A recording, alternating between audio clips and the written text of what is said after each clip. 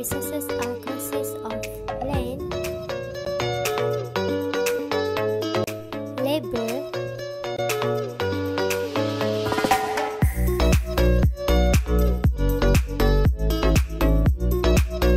capital, and entrepreneurship. Saudi Arabia is an example of a country that uses Islamic economic system.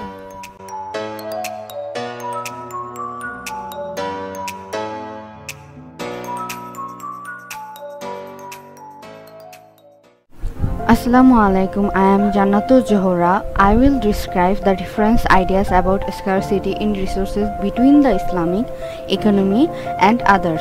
Conventional economy is an economic framework that gives full opportunity to everybody to carry out economic exercises.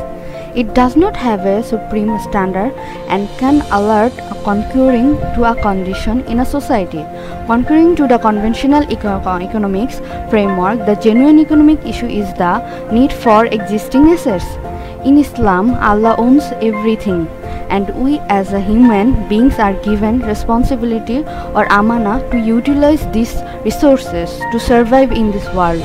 All these are accountable to Allah. So as a Khalifa on earth, we must use them to achieve falah. Scarcity in Islam, it said that resources can be utilized by any discipline in any case, whether it is conviction based or not. Not as it were, it is specified that there is a positive state of mind from the Quran towards scarcity and asset allocation, in which it cited 3 verses from Quran in the expression to prophetic hadith that reinforces the disposition. Among the verses that he cited are surely man is created greedy and impatient in Quran. In Taswir, critically speaking, it did not continue with the following verse. In fact, if he continued, he would find the Quran condemns scarcity, as it will be shown in the preceding verse with its interpretation. For the question, what is the differences between conventional consumption behavior and Islamic consumption behavior? First, we need to know what consumption is. Consumption can be described as an expense to consume goods and services by the household. Household consumption mainly depends on the income. The higher income they get, the higher the consumption they make. In conventional economics, the consumer has the power to buy or consume everything that they are able to buy and desire to buy. Many households in conventional economics feel more powerful than others if they buy more luxury goods that other people cannot buy. The consumption behavior of conventional economic households creates a lot of waste, as they buy many goods from the market, but at the end, they cannot manage to use all of them and just throw it all away instead. The act of buying goods according to desire can lead shortage of goods available in the market, and as the result, needy people are not able to buy their necessity because of the greedy people. Meanwhile, in Islamic economics, the consumption behavior should follow the rule of Islam. Muslim consumers are prohibited to buy goods or services that contradict to Islamic teaching, like alcohol or non-halal food. Consumers should consume and buy moderately and avoid waste. People should buy the things that they need and avoid buying things that desire excessively. Excessive buying can create waste. Thus, this is why Islam stresses the value of moderation. We can see the main difference between consumption behavior of Islamic consumer and conventional consumer. Consumption behavior of Muslim consumer follow the rule of Islam, and conventional consumer consume goods and services according to their buying power. Some scholars have argued that resource scarcity is not accepted from an Islamic perspective. Based on Mazzucafi, he said that the economic crisis is not scarcity, but is triggered by human laziness and neediness. In the Islamic economy, it rejects the resource limit theory as it shows the imperfection of the nature and plan of Allah SWT. The Quran states that Allah SWT has provided everything human beings need to live. This view is supported by Farhad Nomani and Ali Rahnama. They argue that Islamic economists insist that the lack of natural resources does not exist. On the other hand, the limitation of human production capacity cause limitation in resource. According to Apostle Shams, humans beings who have unlimited will can be greedy because they already know there are no limits in desire and are always feel greedy even when the resources are limited. Then the research was conducted by Muhammad Akram Khan. He argued that scarcity of resources is merely a man-made phenomenon, resulting from wasting its use or improper disposition. Zubair Hassan argues the Quran asserts that Allah SWT has provided the earth and heaven with unlimited resources for livelihood for all its external beings, including humans, animals, plants, and the unseen, including jinn and so on. According to Zubair Hassan, the availability of resources is a function of the knowledge of its existence, how to get them, how to use them, and the cost involved in the process. The Quran explains Allah SWT not only bestows abundant resources, but also tells us that Allah SWT itself is the source of knowledge through Kalamullah. As stated in the Quran, we have revealed to you a book as an explanation of all things, a guide, a mercy, and good news for those who fully submit. Next, we will discuss how Islamic economy manages the resources to reduce poverty in certain Islamic countries. To achieve Sustainable Development Goal number 1, which is to end poverty in all its forms everywhere, the government needs to provide various employment opportunity to the people by making full use of the workforce. When people have a source of income, they will tend to spend, in turn contributing to growth of the Islamic economy. Thus, the government will be able to allocate funds and justly distribute to the poor in the country. Zakat is one of the 5 pillars of Islam, which is obligatory to the Muslim community in order to help poor people.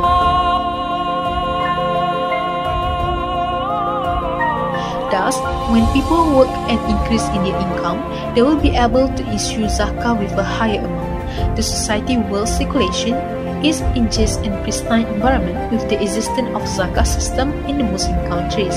Wakaf also play an essential role in Islamic economy that help in poverty alleviation. Wakaf land is built through a number of initiatives that can directly or indirectly offer economic benefit to Muslims. The construction of schools, universities, hospitals, and the allocation of housing sites to the poor on Wakaf land can reduce the level of poverty in the country. Thus, poor people are able to get access to low-cost education. Poverty is also common in a country that does not have a good health access. When disease is not treated well due to expensive medical costs and lack of money, it will get worse. As a result, they are unable to work and have no source of income. The poverty level of the country will continue to increase and lead to economic recession. Therefore, Wakaf is highly encouraged to Muslim adherents, leads the country's economy towards advancement in line with Quran and As-Sunnah. In the Islamic economic system, scarcity of goods and services is not due to limited natural resources available on this earth. Allah said that once someone is grateful, He will add more. Allah has created all the earth and its contents for man in the phase of his life in the world. Allah created the earth and the heavens and what is between them for man. Allah gives us the ability to think about good and bad things. In the Islamic economic system, it highlights the way of the distribution of goods and services among society, not the production of activities to meet scarcity of property and wealth. In Islam, the way we show the gratitude to Allah by performing 5 daily prayers. According to Emmons and Campbell 2000, for Islam, the purpose of the 5 daily prayers is not to ask Allah for anything, but instead to show gratitude towards Allah. In this world, society with gratitude God's praises, Allah will consistently show His greatest worthy reward and vice versa. Thus, God rewards a grateful society by ensuring the necessary things such as security and sustenance, while the ungrateful one is punished by substituting them with the least humanly undesirable ones, namely hunger and terror. Next, gratitude has 2 components. First, it is a statement of goodness such as good things in the world give and benefits that with received. The second part of gratitude is figuring out where that sustenance comes from. We identify that most of our goodness come from outside of our. The last question is, what are the roles of Khalifah in handling the resources from waste? The Prime Minister or President, who is the leader of the country, can avoid the resources from waste by trade the resources with another country through export and import. Every country is rich in certain resources, but they also have a shortage of some resources that need to obtain from other countries. For instance, Malaysia can trade palm oil resources with the electrical products industry from China, as it will give benefit to each country. This can make Goal 17 of Sustainable Development Goals. Partnership of the goals is achieved, as both countries have a good relationship that can strengthen the diplomatic relations. In terms of trade, I suspect that it will get better this year.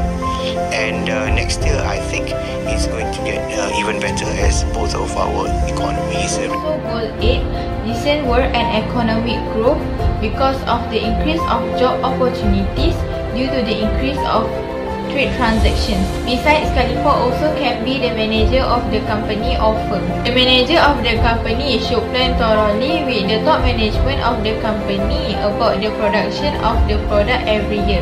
This is resulting in the company can avoid losses of the product if the demand of the product from the consumer is less than supply of the product, and it also can prevent the company from the risk of bankruptcy. Lastly, every individual in this world is appointed as Khalifah from Allah SWT. We as individuals can donate things that are no longer used, like clothes and furniture, to needy people such as poor families and orphans. Consequently, it can reduce the number of poverty that makes the first goal of sustainable development, which is no poverty, is achieved. In conclusion, in the Islamic economic system, scarcity is not due to the limited natural resources available on the earth, because Allah Subhanahu wa Ta'ala already gave many bounties to mankind. So humans need to handle how to control it to ensure there are sufficient amount of resources available to all mankind. As a Muslim, we must stay away from the nature of greed, because greedy people are hated by Allah and always lose in many things. Islam teaches us to always be moderate so that we can gain pleasure from Him. Our beloved Prophet Muhammad SAW said, "Beware of greed, for it was only greed that destroyed those before you. It commanded them to be miserly, and they did so. It commanded them to sever their family ties, and they did so. It commanded them to behave wickedly, and they did so." Sunan Abi Dawud. Moreover, selfishness is also forbidden in religion. To decrease the level of poverty in economic, according to Islamic economy, all Muslims obligate to give a certain amount of zakah, and is encouraged to do wakaf to people in need, to ensure the equal distribution of resources to the society. Prophet Muhammad SAW said, "Spend in charity and do not count it. Let Allah count it against you. Do not hoard it. Let Allah will hold from you." Sahih Bukhari and Sahih Muslim. This action can reduce the number of poverty in the country and also able to achieve the first sustainable development goal, which is no poverty. Therefore, we should try our best to be generous and avoid being greedy, so existing resources can be sufficient in the production of goods and services to meet all human needs.